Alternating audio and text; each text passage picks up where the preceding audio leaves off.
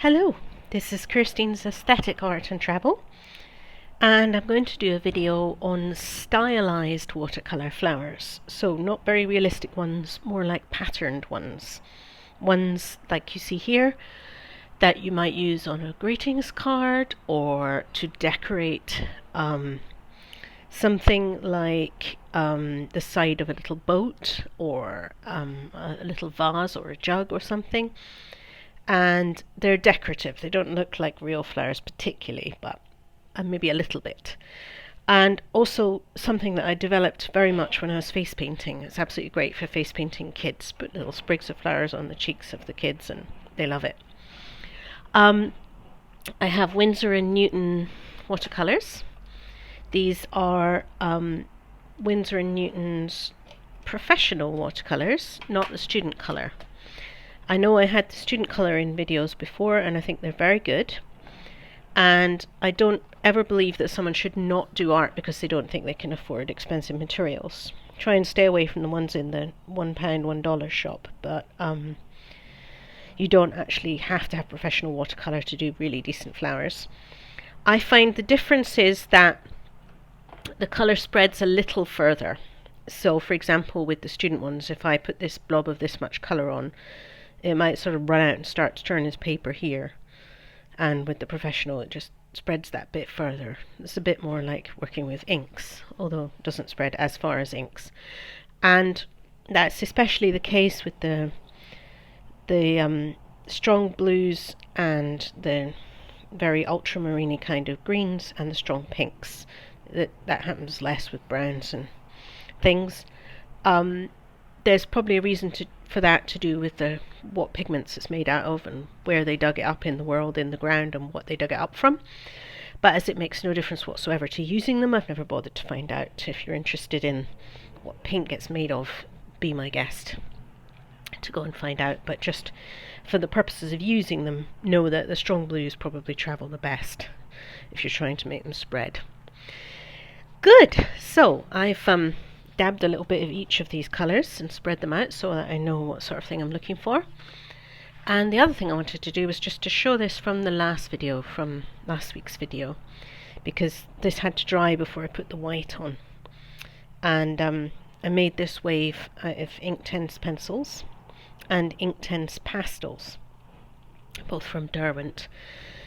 And then I applied the white, which wasn't on until it dried, with a little piece of cardboard and white acrylic paint. And I said that I would include that in the next video when it was completely dry. Now, a very quick word on paper. As you can see on this piece of rubbish paper that I've used just for a test, it's bent very much because of having water on it. So the paper that I'm using for my actual project is 250 GSM. It says on the front of the sketchbook 250 GSM, which means it's quite card-like, and that's why it hasn't bent when I've put some moisture on it. I like to use 250 or even 300 so that I can get things wet, and if it does bend, it bends a little bit and you can pile some books up and flatten it. Try to work as big as possible. I would say work A4, which is this, or A3, which is double A4, this size, or A2 or bigger. If you get into working on tiny little bits, you end up with very restricted, fiddly pieces of work, unless that's really your thing. You know, some people paint miniatures or micro sculptures. Obviously if you make jewellery, I find when I design jewellery I work on tiny pieces of paper because I'm trying to design something tiny and it helps me to stick within the design parameters. But as a general rule, give yourself space and your movements will be freer. And so I have various brushes that I've used to make these flowers. This is a fan brush. It's actually designed for oil paints. So it's this coarse hog hair, but I don't mind at all. I don't think you need to stick to oil paint brushes for oils. Find brushes you like, use them for whatever you like, make your own tools. And I made these kind of peony-like things with it. I just got it in the water, and then, I know peonies are not normally blue, but other than that, I got it on several watercolour blocks at once to load it up, and then just used it to make fluffy shapes. So here we have peony like ones with a big fan brush, super quick. If you had like a big mural to paint or something and you wanted flowers along the bottom of your mountainside or something like that, that would be a great way to do it, because you get nice big easy but still a lovely effect. So on the smaller ones, another brush that I have is this one, which has a flat side, and it's a flat brush but it has a rounded tip. So you get flat brushes with a square end like that, and this is a flat brush with a rounded end, which makes these very nice petals. The other thing I did with these petals was double dip. So I dipped it first in the light orange and then in the red, and that's how I've got this blended effect. So I'm going to double dip again. I'll get it first in the yellow. So I get the whole thing in the yellow when I double dip, the whole brush into the yellow, and then just the tip into the blue. You can see the double dip there. And then when I make little shapes, just lay it on its side there. You can see that the more than one colour comes out on the petal of the flower. This is also very quick compared to going around again, but it also looks slightly different than going around again with another colour. It has this blended effect that's not quite the same if you just paint two colours. But the fact that it's quick makes it really good for face painting, because you've got little kids fidgeting that want to get gone. They want their face painted, but they also don't want to sit still. And so you can get that colour done quicker. I'll come back to joining them up with leaves and flowers and stems, leaves and stems.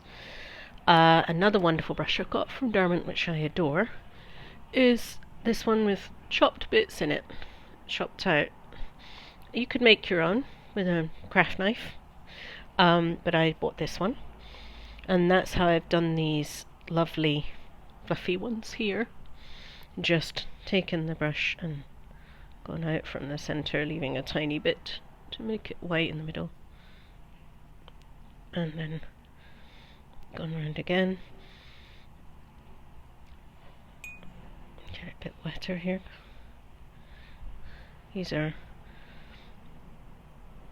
And then I loaded the brush up again with more colour and gave it a darker center. You can see that I'm not observing real flowers. I'm not trying to make these exact types of flowers. They're not exactly poppies or exactly...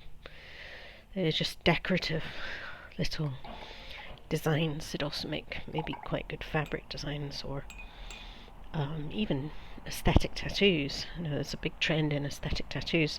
Another thing that I did with this brush is these little stemmy ones here. So I got some blue, and it's an easy way to get lots of dots, because I could sit and do loads of dots, but it looks slightly different when I use just these dots.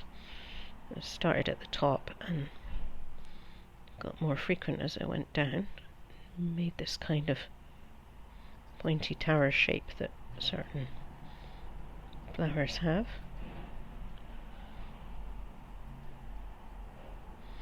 So now I have a little group of it sort of look a little bit like railway flower, maybe something like that. And with the most ordinary of watercolour brushes, the kind of shape that usually comes with the box, I made petals like this, double dipping. So again, you cover the entire piece of brush with one colour.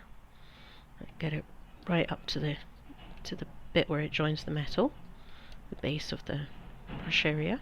It's not super good for the brush, so don't use your absolutely most expensive brush if you care too much. And then double dipped in darker colour on the end there, and I've used it to make just the simplest kind of petal by laying it gently on its side in a fan shape.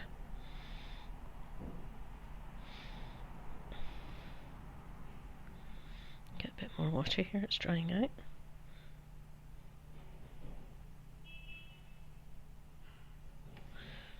Simplest kind of fan shape petal.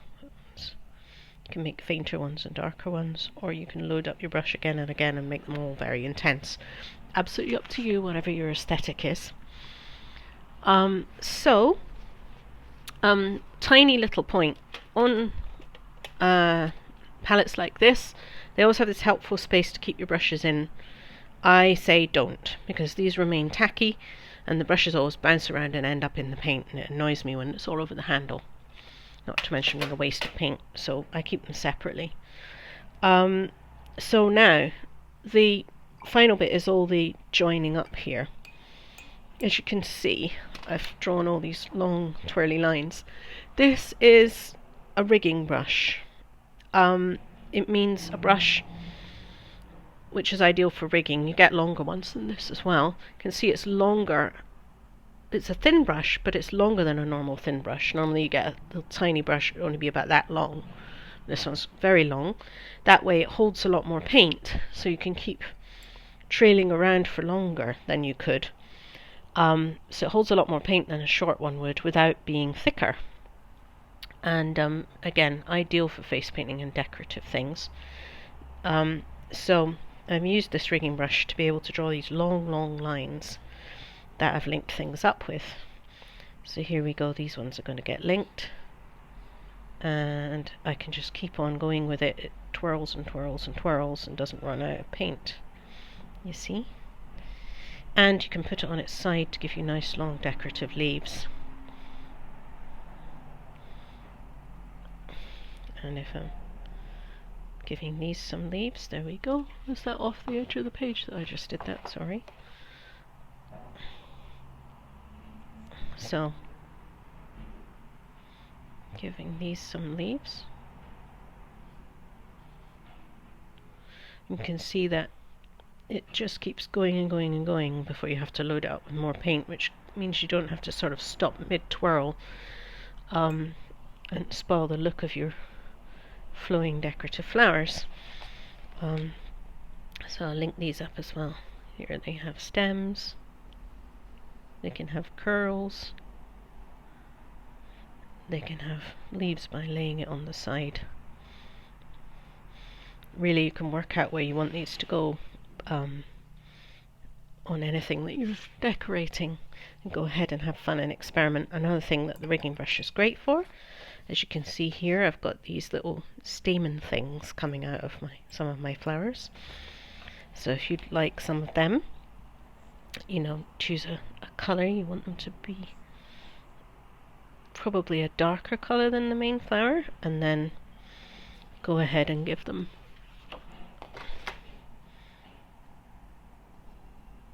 little stameny things with little flicks. Gives them more interest, more going on. A couple going the other way. Nature is always very random, and if you want to give them little seeds on the end, like the lilies have, and you can go ahead and plonk it on its side like that. Looks just like those lily seeds. Lovely group of flowers, very much lifted by those details. So there we go. Up here I've made a little group.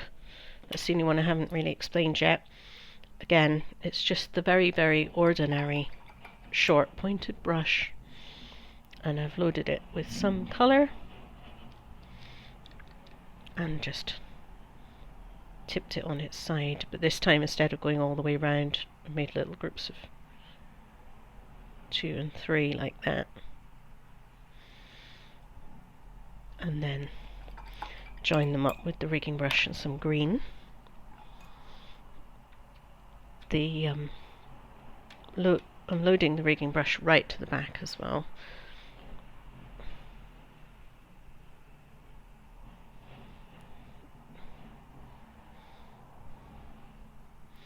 And some leaves. So as you can see, the same techniques echoed there. Yeah, so to recap, stylized flowers, we're not trying to make them look exactly like the real thing, we're trying to decorate. This was done with professional watercolours, but student watercolours would be fine. Try not to use pound shop watercolours. Another way to save money on watercolours is if you don't want to buy the whole box like that, but you still want good quality ones, you can buy 2 or 3 tubes and then put out the colours and mix the rest with blue, yellow and red. You should be able to mix most of what you want. Paints don't mix as perfectly as light. They do tend to gradually descend into mud because despite the rules of mixing, different chemical reactions can occur and you end up with more and more muddy brown. So trying to make all the colours that you get in a palette with just mixing 3 colours is difficult, but certainly it will give you a lot. And the main brushes I used were a fan brush for the peony things, this rounded end brush for these and double dipped it, this chopped brush for the fluffy ones, and my rigging brush for all the little stems and stamens and pointed leaves, and the chopped brush was also for the fluffy railway flowery looking things, and also a couple of just very normal kind of short pointed watercolour brushes.